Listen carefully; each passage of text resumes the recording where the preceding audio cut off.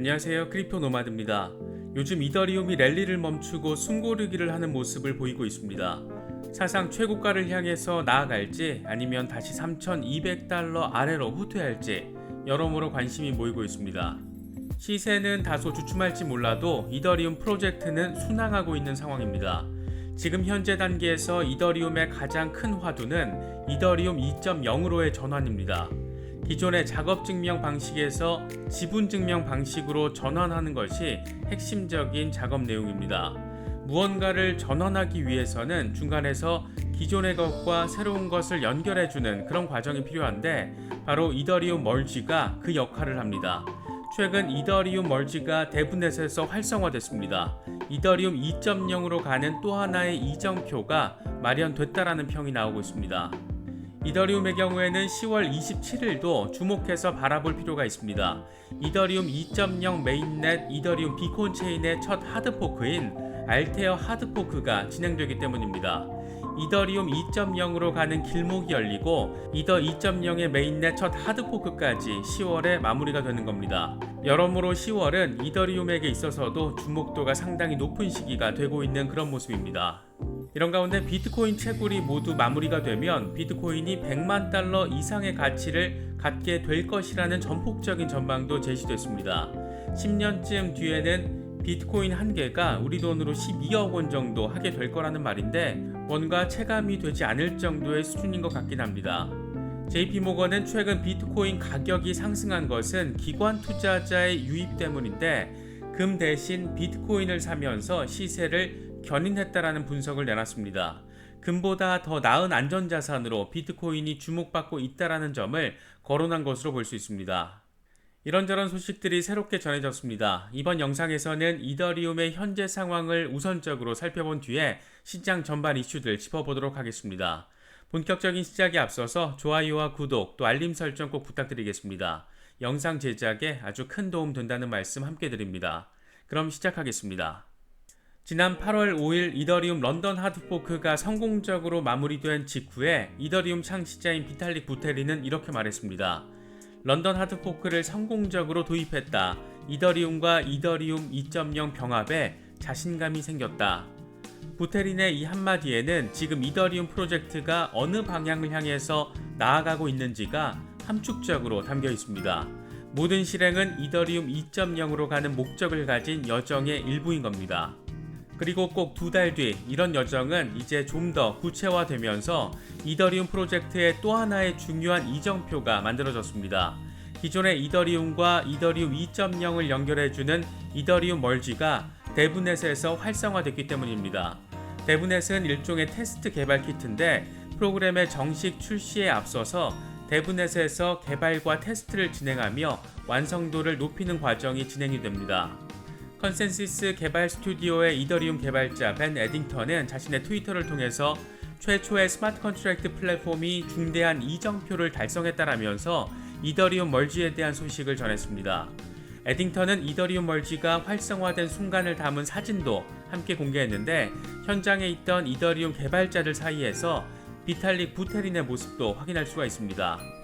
이번 행사는 비공개로 진행이 됐는데 행사장 사진 속에 생수 물병을 통해서 그리스 어딘가에서 진행이 된 것으로 추정되고 있습니다.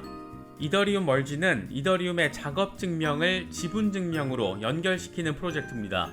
최근 중국 개발자가 판다 그림을 통해서 이더리움 멀지의 과정을 표현하기도 했는데 검은색 판다가 기존의 이더리움, 흰색 판다가 이더리움 2.0인데 이걸 연결해주는 멀지를 통해서 검은색과 흰색이 조합된 업그레이드된 이더리움이 탄생한다라는 의미를 담고 있습니다. 좀 더 기술적인 용어로 표현을 하면 기존 이더리움은 실행 계층, 익스큐션 레이어의 역할을 하게 되고 이더 2.0은 합의 계층, 컨센서스 레이어의 역할을 하게 되는데 서로 다른 역할을 하는 것들을 하나로 묶어서 연결하는 게 이더리움 멀지의 역할인 겁니다. 이 모든 과정의 완성, 그러니까 이더리움 2.0의 도입은 빠르면 2022년 1분기에 이뤄질 것으로 전망되고 있습니다. 그러니까 내년 초에는 이더리움은 완전히 새로운 이더리움으로 거듭나게 되면서 더 기능적이고 또 더 친환경적인 존재로 업그레이드 되는 것으로 볼 수 있습니다. 이 모든 걸 위한 또 하나의 중대 이벤트가 있는데 바로 이더리움 2.0의 메인넷인 이더리움 비콘 체인의 알테어 하드포크가 10월 27일에 진행이 됩니다. 알테어 하드포크는 비콘 체인의 첫 하드포크인데 인센티브와 페널티 조정을 핵심적인 내용으로 합니다.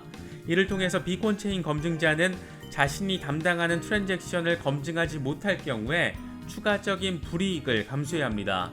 단순화시켜서 표현을 하자면 이더리움의 스마트 컨트랙트를 더욱더 정교하게 만들어가는 과정의 일환으로 볼 수 있을 것 같습니다.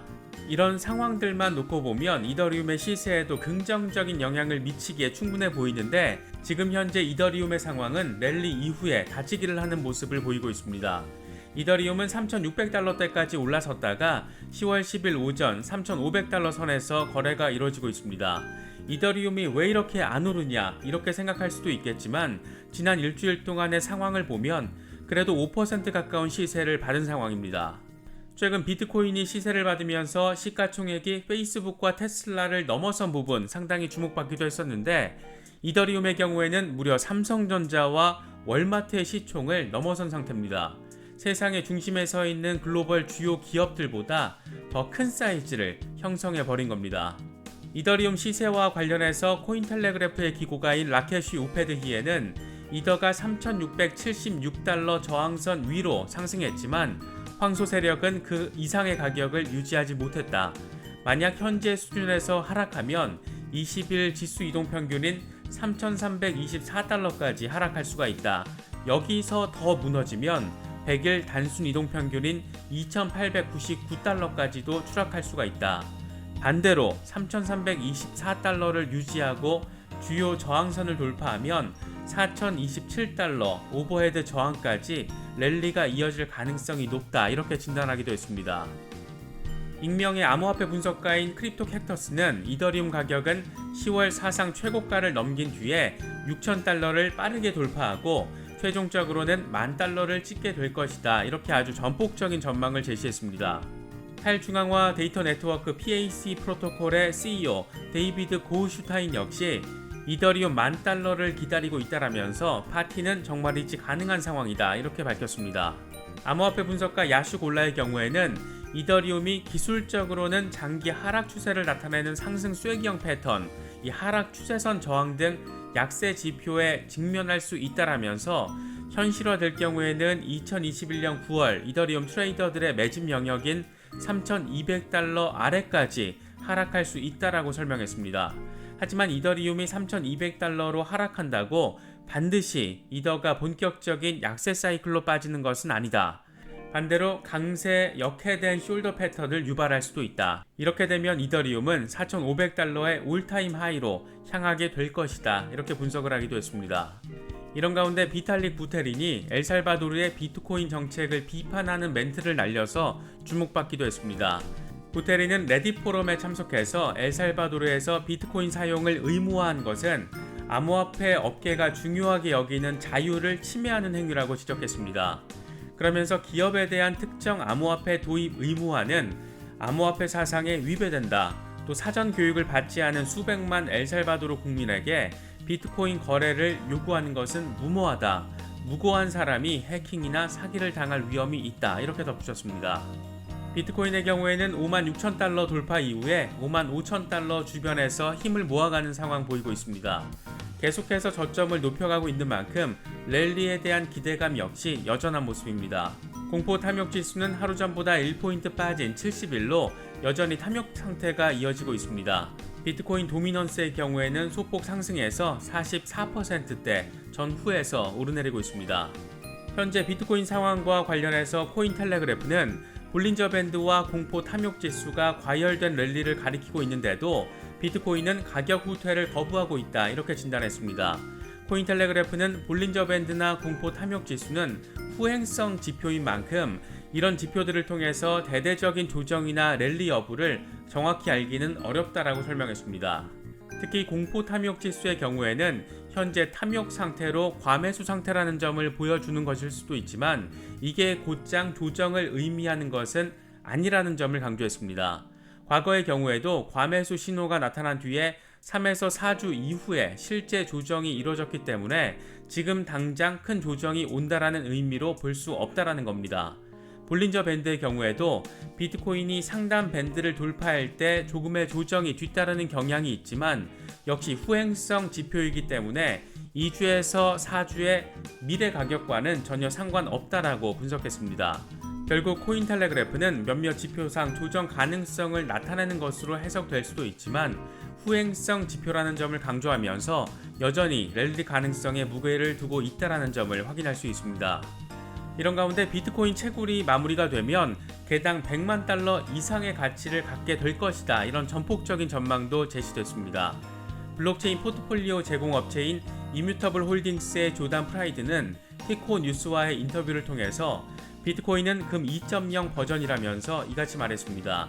그러면서 2100만 개가 모두 채굴되면 희소성으로 인해서 개당 100만 달러 이상의 가치를 갖게 될 것이고 금의 시장 가치도 현재 2배 수준인 20조 달러까지 상승할 것이라고 전망했습니다. 이어서 중앙은행의 과도한 돈 찍어내기로 암호화폐가 안전자산이 되고 있다. 암호화폐의 희소성은 어떤 대가를 치르더라도 보호되어야 한다. 앞으로 암호화폐가 법정화폐를 대체할 것이다. 이런 점들을 강조했습니다. JP모건의 경우에는 최근에 비트코인 랠리가 기관 투자자들이 인플레이션 해지 수단으로 금 대신 비트코인을 선택하고 있기 때문이라고 분석했습니다. JP모건은 최근 고객과 공유한 자료에서 인플레이션 우려로 기관 투자자 사이에서 비트코인이 리스크 해지 수단으로 다시 주목받고 있다. 금보다 더 나은 안전자산으로 평가하고 있다. 이렇게 밝혔습니다. 그러면서 미국 정부가 중국의 암호화폐 거래 채굴 금지 기조를 따라가지 않겠다라는 것을 확인했는데 이 역시 비트코인 상승 원인 가운데 하나다라고 설명했습니다. 이번에 준비한 영상은 여기까지입니다. 영상이 도움이 되셨다면 좋아요와 구독 또 알림 설정 꼭 부탁드리겠습니다. 영상 제작에 아주 큰 도움 된다는 말씀 함께 드립니다. 언제나 성토하시기를 기원하겠습니다. 시청해 주셔서 감사합니다. 지금까지 크립토 노마드였습니다.